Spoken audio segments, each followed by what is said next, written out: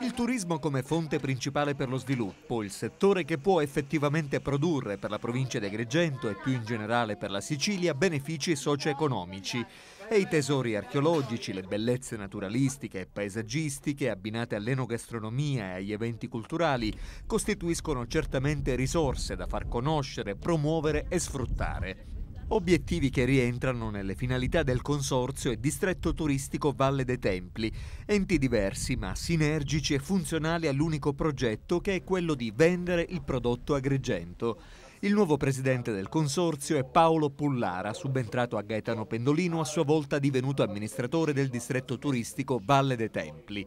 Rinnovato anche il consiglio d'amministrazione, composto dagli operatori turistici Claudio Castiglione, Claudia Casa, Gero Bellavia e Fabrizio Lagaipa. La forza del Consorzio è proprio la partecipazione della base di tutte le componenti della filiera turistica, gli alberghi, i tour operator, le agenzie, i vettori, le televisioni anche. Vogliamo soprattutto lavorare dal punto di vista di come viene visto il brand Agrigento all'estero, nel mondo.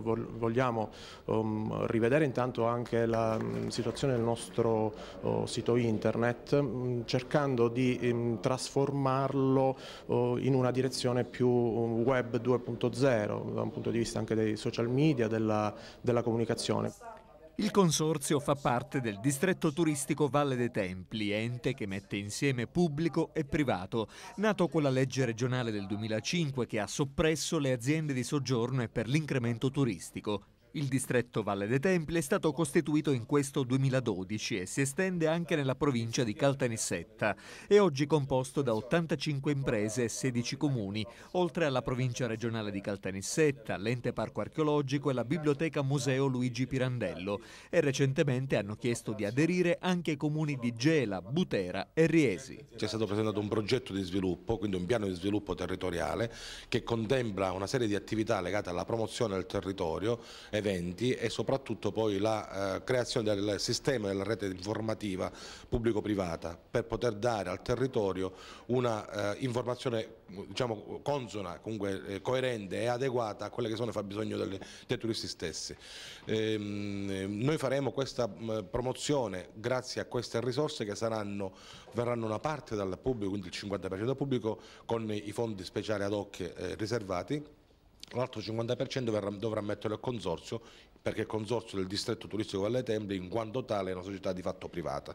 E tra gli eventi che il distretto potrebbe promuovere e organizzare il prossimo anno c'è anche la Sagra del Mandorlo in Fiore. Il sindaco ha annunciato questo, i presupposti sembrerebbero che ci siano, ad oggi però non c'è nessun atto ufficiale che abbia, diciamo, incaricato, comunque demandato al distretto questo incarico.